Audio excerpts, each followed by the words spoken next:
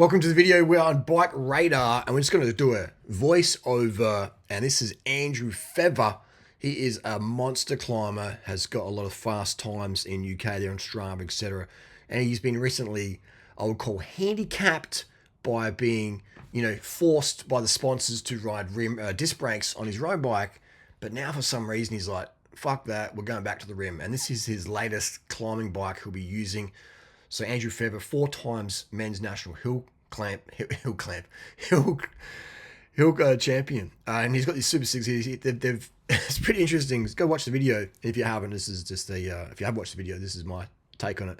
He stripped the frame down and gave it to this carbon repair place apparently, and they took off the paint and an extra layer of carbon. They stripped out 200 grams off the frame. It's pretty crazy. Now obviously that would impair the longevity and maybe safety of the product, but this is an uphill bike only, so we can make some exceptions there. It's not something we'd recommend to go out there, get the sandpaper and start trying to save weight off your frame. But for uphill purposes, weight matters. So this is the deal, but it's interesting how he is a sponsored rider with GCN, etc., and he's been out on a disc brake, Cannondale, recently, and now he's gone back to rim brakes. So he's prioritizing his performance. He's thinking, sponsorship, who really cares? I don't need the money. I think he works as a lawyer or something, so he's good for cash. He doesn't need to sell out to sponsors, but his outlet in life is his hill climbing success. So why would you give up that identity by riding an inferior bike, aka disc brakes, for a hill climb bike? It makes no sense. And so he's built up this ripper of a Cannondale, so it's still semi-sponsor friendly, but this is basically a Facebook marketplace parts bin bike with some Hunt tubular wheels, and he's using 20mm tires. So the people who are chasing performance and who are experienced and who've gone to disc brake and realize it's not as good as the marketing says. I mean, it's great for gravel bikes, and if you want to run fat, soft tires and go slower and have more comfort, then yeah, it's different. But if you want the fastest bike on road, it's going to be rim brake, and it's going to have skinny tires at high pressures, okay? Unless you're doing cobblestones, but we're talking road riding here, road racing. He doesn't have any bar tape on his bars, because what do you need bar tape for climbing? And it's a pretty nice looking bike, isn't it? So he's got 20mm tubulars on there.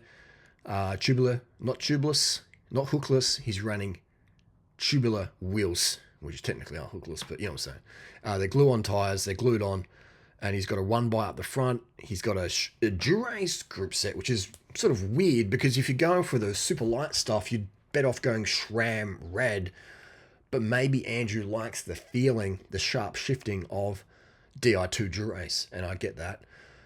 But SRAM red mechanical and SRAM red force isn't far behind Durace Di2 in terms of shifting speed, and it is around 300 or something grams lighter. So I'm surprised he's going with the Durace Di2 when he's shaving his frame down. But maybe that might be the next thing, where he gets a. Actually, this is a Di2 only frame, looks like. So anyway, that's the deal, yo. He's got running a 28 cassette in the back, and Di2 is my preferred if you want the fastest shifting Di2s to go. He's got quite a heavy crank setup there, doesn't he? That's quite interesting. Why didn't Andrew go some Cannondale hologram cranks with a Stages power meter? That would be the lightest setup. Is that the lightest power meter setup you can get?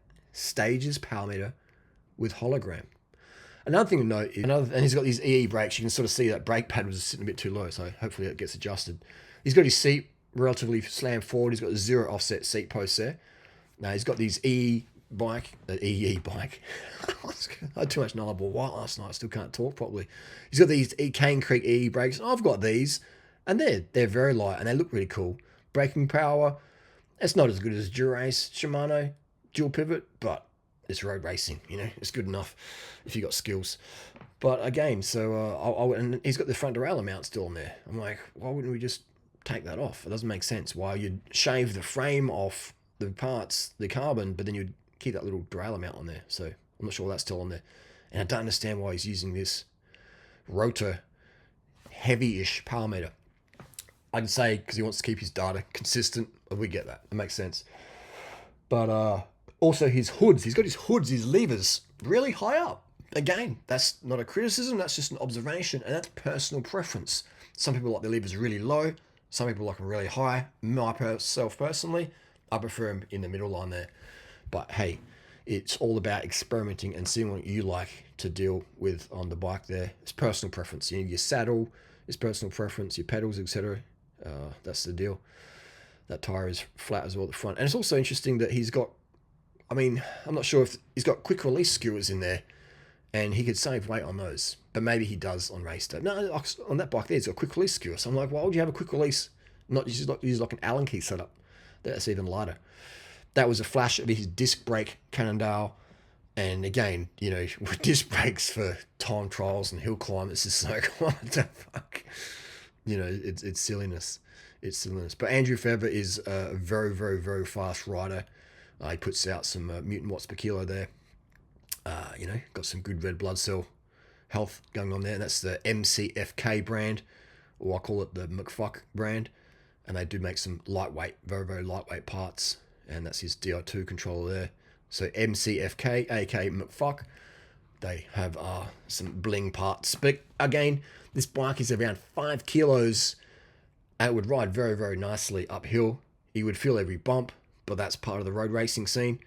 It's just how responsiveness you get. So lighter weight means more responsiveness, which is what you want when you're putting down. When you try and get every watt, you want to feel the responsiveness. You want to feel that skin-on-skin road. You want to feel the grip. You want to feel everything. That's that real extension of the human body. When your bike's too solid feeling, that's good for downhills when it's nice and solid, but for uphill accelerations, you want lightweight and responsiveness above all. And this would be a killer bike. So this one gets the tip of the hat from old mate Durianrider here in Australia. This is a killer bike, man. And the spec is amazing. This bike would be absolutely ripper to rip up some climbs. Definitely. Those rim brakes Super 6, I don't know why Cannondale stopped doing them. Actually, I do know why Cannondale stopped doing them, because they got to sell you something different to keep up with Specialized and all the other big brands that are selling out in performances.